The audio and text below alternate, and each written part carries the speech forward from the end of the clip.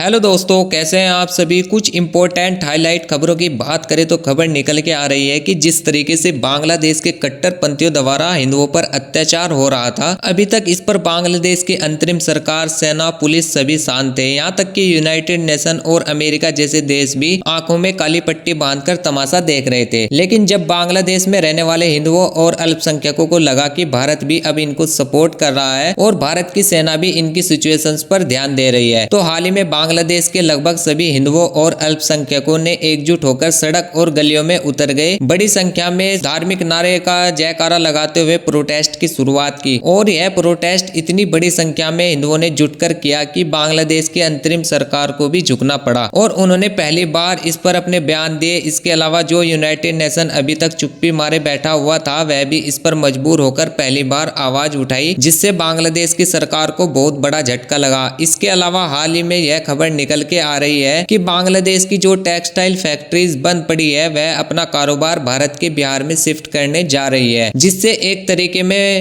एक तरीके से भारत का जबरदस्त फायदा होने जा रहा है। आज की इस वीडियो में भारत और बांग्लादेश से जुड़ी इंटरनेशनल खबरों की विस्तार से चर्चा करेंगे, लेकिन आगे बढ़ने से पहले इतना कहना चाहूंगा कि वीडियो को लाइक कर दीजिएगा, चैनल को सब्सक्राइब कर दीजिएगा। तो चलिए शुरू करते हैं। दरअसल जब से बांग्लादेश में तख्ता पलट हुआ है, तब से लेकर अब तक बांग्लादेश के हालात बिगड़ते ही जा रहे हैं। बांग्लादेश की पूर्व प्रधानमंत्री शेख हसीना अपने देश को छोड़कर भारत में शरण ले चुकी है और वहां पर मोहम्मद यूनुस को अंतरिम सरकार के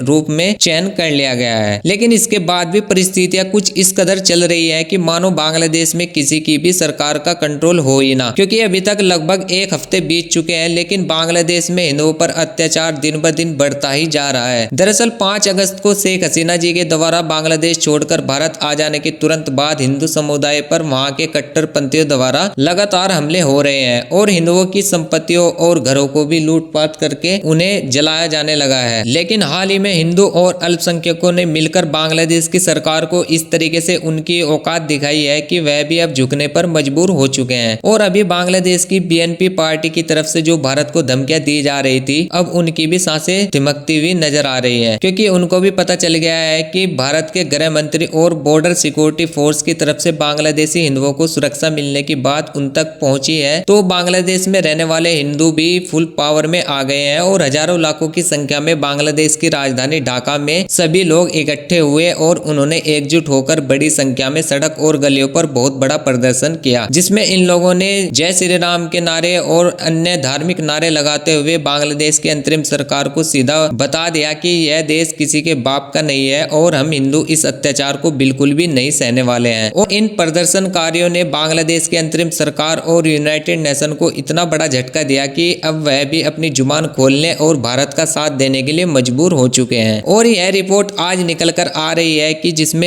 आप साफ साफ देख सकते हैं कि खुद मोहम्मद यूनुस, जिन्हें बांग्लादेश की अंतरिम सरकार के रूप में सिलेक्ट किया गया है, उन्होंने हिंदुओं पर आवाज उठाई और उन्होंने खुद हिंदुओं और माइनॉरिटी पर हो रहे अत्याचार को लेकर चिंता व्यक्त की। हालांकि अभी तक उनकी पार्टी की तरफ से ही भारत को चेतावनियां दी जा रही थी, लेकिन अब खुद झुकने पर मजबूर हो चुके हैं। और इतना भी नहीं कि हिंदुओं के इस प्रोटेस्ट ने देश भर में इतनी ज्यादा खलबली मचाई कि मोहम्मद यूनुस को खुद देश भर के सभी विद्यार्थियों से बहुत बड़ी अपील करनी पड़ी और इन्होंने स्टूडेंट से कहा कि आप लोग इस देश में हो रहे अत्याचार को रोक सकते हैं, क्योंकि देखा जाए तो यह जो हालात बांग्लादेश में बिगड़े हैं, यह सब विद्यार्थियों के द्वारा ही किए गए थे। आपको बता दें कि रंगपुर शहर में बेगम रोकैया विश्वविद्यालय में मोहम्मद यूनुस ने छात्रों से कहा कि हिंदू अल्पसंख्यक भी इस देश के लोग हैं, आप इस देश को बचाने में कैपेबल हो, आप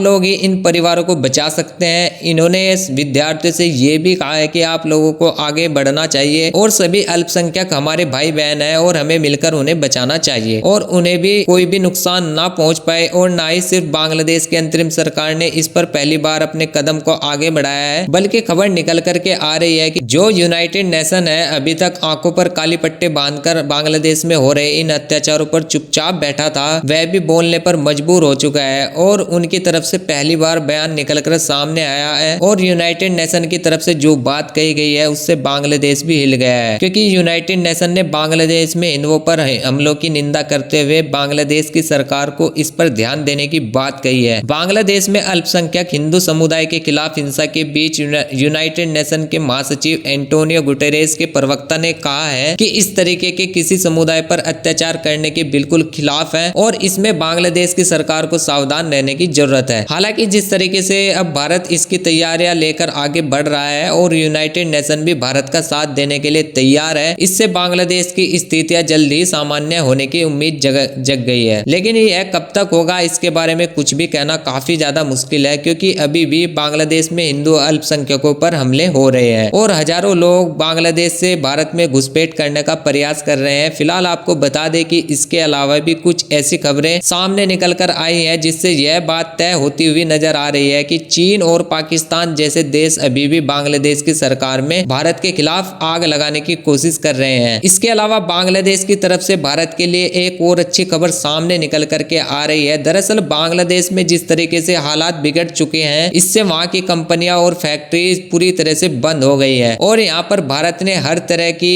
इस बार भी आपदा में अवसर तलाश लिया है। और इस रिपोर्ट को देखें तो बिहार की नजर अब बांग्लादेश की टेक्सटाइल इंडस्ट्री पर टिकी हुई है, जो इस समय बंद पड़ी है और उनके साथ भारत की टीम द्वारा हाई लेवल की बातचीत चल रही है, जिससे अब कई कंपनियां अपनी फैक्ट्री को भारत में शिफ्ट कर सकती हैं और उससे भारत दूसरे देशों से ज्यादा कपड़े एक्सपोर्ट करके ज्यादा मुनाफा कमा पाएगा। आपको बता दें कि भारत के द्वारा अमेरिका, कनाडा, ऑस्ट्रेलिया, जापान जैसे बड़े बड़े देशों में सबसे ज्यादा कपड़ों का एक्सपोर्ट किया जाता है, लेकिन अभी तक बांग्लादेश मैन्युफैक्चरर भारत को तगड़ा कंपटीशन दे रहे थे। इसलिए बांग्लादेश एक्सपोर्टर के कारण ग्लोबल मार्केट में भारत को पीछे हटना पड़ता था, लेकिन अब खुद बांग्लादेश के मैन्युफैक्चरर भारत में अपनी फैक्ट्री सेटअप करने जा रहे हैं। इससे भारत का जमकर फायदा होने जा रहा है। बाकी आप लोग बांग्लादेश में हिंदुओं के प्रोटेस्ट के लिए अपनी राय कमेंट बॉक्स में जरूर बताइएगा और आप इस वीडियो को लाइक कर दीजिएगा, चैनल को सब्सक्राइब कर दीजिएगा और वीडियो को ज्यादा से ज्यादा शेयर कीजिएगा। कैसी लगी आपको हमारी वीडियो? मिलते हैं नेक्स्ट वीडियो में, तब तक के लिए धन्यवाद। जय हिंद।